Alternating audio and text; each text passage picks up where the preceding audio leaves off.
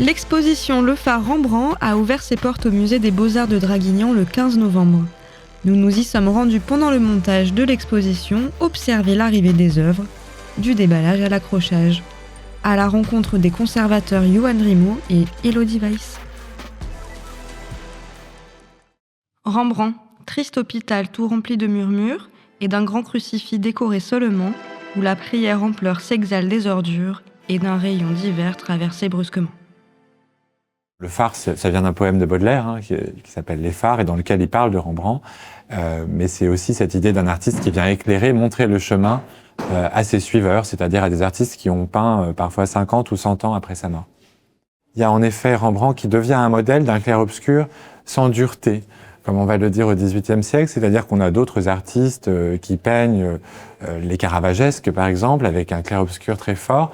Et chez Rembrandt, on le montre dans une des salles de l'exposition, il y a un dosage peut-être plus subtil, une manière de faire circuler la lumière dans le tableau qui correspond pas à une opposition très franche entre l'ombre et la lumière, mais à quelque chose de très modulé, enfin avec une modulation très, très fine, de manière à créer des plans, par exemple, à pouvoir deviner progressivement comment les plans, l'arrière-plan, le plan intermédiaire, le premier plan, se construisent grâce à la lumière, avec des objets qui sont éclairés de manière un peu particulière, avec des éclairages secondaires. Donc, on a toute une construction de la scène par la lumière qui se fait avec une grande subtilité, et c'est ce qu'on va essayer de réinjecter en regardant les tableaux de Rembrandt dans des tableaux français du XVIIIe siècle. C'est vrai que c'est un sujet un peu original, c'est-à-dire qu'il a jamais été vraiment traité. Je pense que c'est ce qui a aussi décidé un certain nombre de musées à nous prêter des œuvres parfois très importantes que nous avons découvertes toute la semaine, enfin ou déballées, installées, que nous sommes encore en train d'accrocher aujourd'hui. C'est assez émouvant pour toutes les expositions de découvrir ou de retrouver des œuvres dans un cadre différent. Ça l'est d'autant plus pour cette exposition que tout le monde a conscience, il y a une grande intensité sur le chantier parce que ce sont des œuvres qui voyagent très peu, qui sont souvent demandées en prêt et qu'on a vraiment beaucoup de chance d'avoir.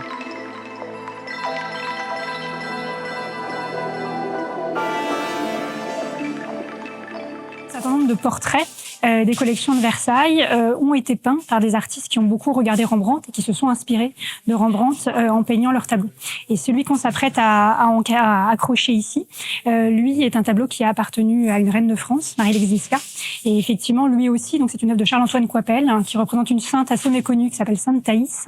Et donc effectivement, cette œuvre là encore s'inspire de l'esthétique de Rembrandt, donc finalement des propositions de Rembrandt en matière de peinture et notamment de la couleur, c'est-à-dire que c'est une œuvre qui a, vous verrez sans doute, voilà des tons assez bruns, assez subtils, mais effectivement dans toute une gamme qui va du sable au brun. Et effectivement, cette palette de couleurs assez restreinte, c'est une spécificité de l'héritage de Rembrandt, et c'est très à la mode au XVIIIe siècle.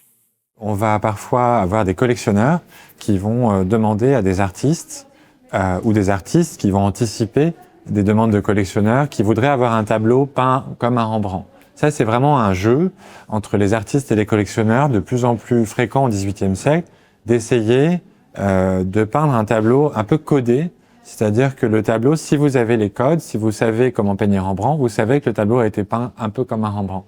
Et donc ça, c'est vraiment quelque chose qui va avec le développement de ce qu'on a appelé l'expertise visuelle, le fait de voir de plus en plus de tableaux. Plus on voit de tableaux, c'est l'objectif de l'exposition, c'est que plus on voit de tableaux, plus on exerce son œil. Et on a comme ça une complicité qui se crée entre certains artistes et certains collectionneurs.